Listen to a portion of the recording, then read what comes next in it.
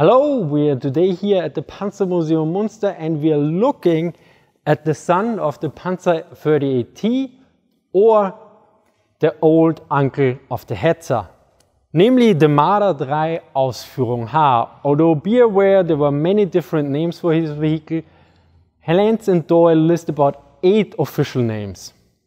First, a few words about the Marder series. Note that Marder is Martin in English.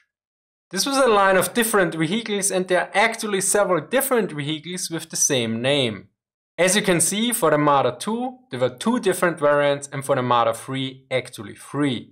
It should be noted that these names were also ordered rather late in the war, namely in late November 1943 by Hitler, although the official announcement was in February 1944.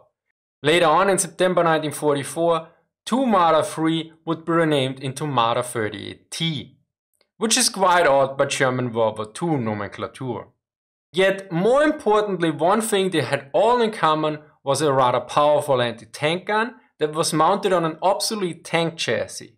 Quite often, at least one major component like the chassis or gun was captured equipment, sometimes even both. These vehicles were not great, but probably better than pulling a 1.5-ton anti-tank gun around by hand. Yet more on this later when we look at the experience reports. So what about our Marder III Ausführung H here? Well, for this we need to look at the Panzer 38T first. Originally this was a Czechoslovakian tank, yet after the occupation of Czechia by Germany in 1939, the Germans started to produce them for their own army. Although for the campaigns in Poland and France, the numbers were rather limited. In contrast, for Operation Barbarossa, this tank was crucial, since it made up about 1/5 of all the panzers deployed on the Eastern Front. This is an aspect many people are not aware of.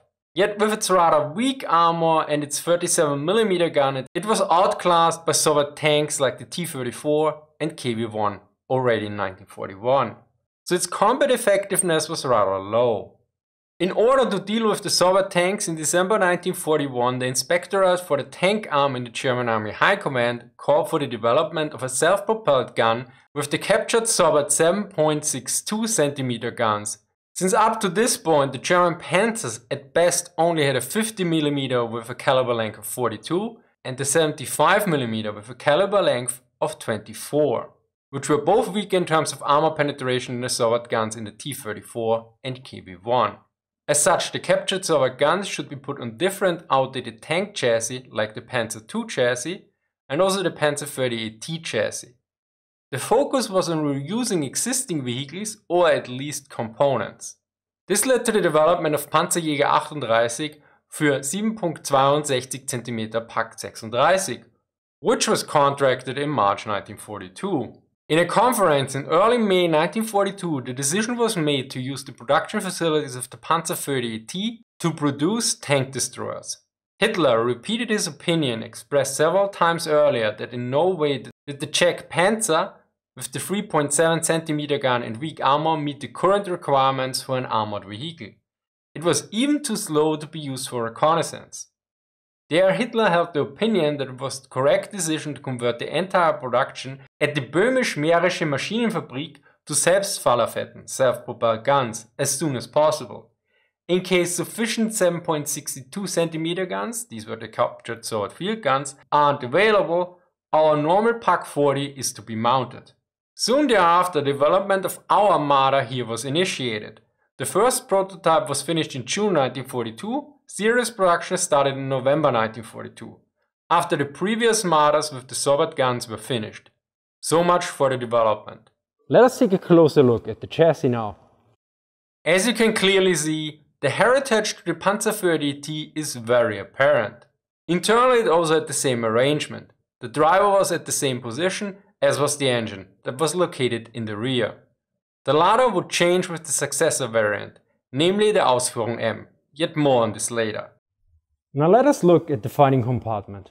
Below me is the engine deck. Here you can see the storage basket, and below it there is the muffler. To the left and right are perforated sheet metal platforms. These could be folded upwards to allow better access to the engine. Here is the back of the gun, and below is the rear gun lock. We are now at the position of the gunner, who was also the commander. Here you can see the wheels for the elevation with the fire button and the traverse as well. This gun is the same Pak 40 that is sitting right next to our Marder, with some parts of the undercarriage missing. More about this gun later. On the right side was the position of the loader. Here on the side of the superstructure you can see the ready rack for 4 cartridges. At the top you can see the holders for the weather protection cover and the openings for the vision port at the top. So a very key element of the Marder was the Pak 40. So next, let's look at the firepower. This is by far the strongest aspect of the Marder III. The Pak 40, even in 1945, was still capable dealing with most Allied tanks. Let us look at the penetration value of its regular armor-piercing projectile, the Panzerjäger 39, at an impact angle of 30 degrees. Be aware that I found several different values and only the 1000 meter are from a primary source. As such, take these values with a grain of salt. At a range of 100 meter, the penetration is about 106 mm. At 500 meter, this value drops to 96. At a range of 1000 meter, the value is 80 mm according to a primary source. To put this in perspective, the effective armor thickness of the upper hull front of the KV-1S was 76 mm. The Cromwell had 64 mm.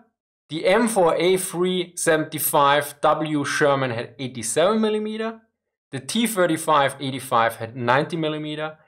And the Panzer IV H had 81 mm, according to Zaloga and Honeycutt. So if these numbers are correct at 500 meters, the gun could penetrate the upper frontal hull of the various medium tanks with the regular armor-piercing shell. At 1000 meters, the T-34-85, Sherman and Panzer IV were more or less safe if properly angled. Note for the penetration values of the armor-piercing composite rigid projectile Panzerjäger 40 and more detailed information on the gun and description of various parts, be sure to check out this video on the Pak 40. In terms of traverse, the gun offered 28 degrees to each side and an elevation from -9 to +9 degrees. The total ammo loadout was 38 cartridges. In the frontal hull, the MG37T was mounted just like with the Panzer 38T. Additionally, although not a standard, there was at least one unit that mounted anti-aircraft machine guns on the right side of the gun. The armor was clearly the weakest part of the Marder. The hull had the same values as the Panzer 38T Ausführung H. So the frontal hull had 50 mm and the hull sides 50 mm. Similarly, the added superstructure had only 50 mm as well. The requirement here was that it should be protected against armor-piercing rifle ammunition. Next is mobility. If we look at the power-to-ton ratio, the Marder III Ausführung H has 13.9 horsepower per ton. The Ausführung M has 14.8. In comparison, the Su-76M has a ratio of 13.3. The Panzer IV F2 has 13 and the Panther has 13.4. So it has a rather good ratio, at least in theory. More on this in the experience reports. In terms of range, Jentz and Doyle note a range of 185 km, so 150 miles on the road, and 140 km, so 87 miles for cross country. As previously mentioned, the Marder got upgraded. This is the Marder III Ausführung H. Later the Ausführung M was introduced. As you can clearly see, the obvious difference is that the M variant has the gun at the back of the vehicle, since the engine was moved from the rear to the middle of the chassis. In terms of organization and tactics, there was basically no difference. Yet there were some other differences that I think are important to mention. Basically, the Ausführung M was optimized based on the experiences of previous Marder III models. The fighting compartment was partially integrated into the lower chassis, resulting in a lower appearance of the vehicle in comparison with the earlier Marder III and a more suitable center of gravity. Because of the rear-mounted fighting compartment, the overhang of the gun of the Ausführung M was much shorter than with the Ausführung H, which made maneuvering the vehicle through narrow corners, streets and forests much easier. There might have been a change in crew size as well. Jentz and Doyle note a crew of 3 for the Ausführung H, referring to a primary source, whereas most other secondary sources note 4 men. For the Ausführung M, Jentz and Doyle note 4 men like the other sources. I suspect that initially only 3 men were assigned, but that this was changed later on, although I could not find a source for this. In terms of armor loadout, the Ausführung M had 11 shells less, so only 27 instead of 38. Additionally, the hull machine gun was removed, yet a regular machine gun was issued, which could be mounted on different spots on the fighting compartment. Time to look at the operational history and experience reports. The first Marders arrived at the front end of November 1942, early December 1942. The first formations to receive them were mostly Panzer divisions. A few regular infantry divisions would receive them later as well, especially once other vehicles became available for the Panzer divisions and the Marders were replaced. So let us look at the experience reports. The first one is from the 6th Panzer Division from February 1943. It notes, with its mobility and armor, the Selbstfallerfette self-propelled gun is clearly superior to the towed Pak-40, but it doesn't meet the tactical requirements that must be placed on it for engaging Russian tanks. The disadvantages for the Selbstfallerfette lie in its high superstructure, weak armor, inferior cross-country mobility, and lack of desire to work closer to the enemy tanks when there is a danger of being destroyed yourself. The report continues to outline that the Soviets had changed their tactics.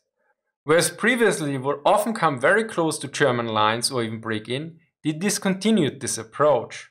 However, this has now changed. The Russians seldom drive straight at the opponent's position.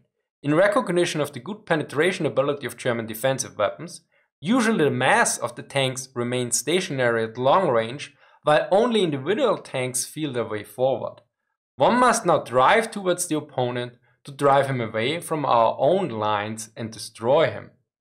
The report continues that the Sturmgeschütz 3 and the Panzer IV with the long-barreled 75mm guns are clearly superior, whereas the Marder can only be used in a defensive role, although it is outlined that the Marder is clearly better than the regular Pak-40. While the Pak-40 is soon spotted and can only change positions with difficulty when positioned on the edge of villages, on reverse slopes, or in heavy cover, the Selbstfallerfette can conduct a firefight from concealed positions and often surprise the enemy by skillful tactics. The report brings up a comparison of kill claims and reported losses from a battalion equipped with Marders and one with Sturmgeschütze.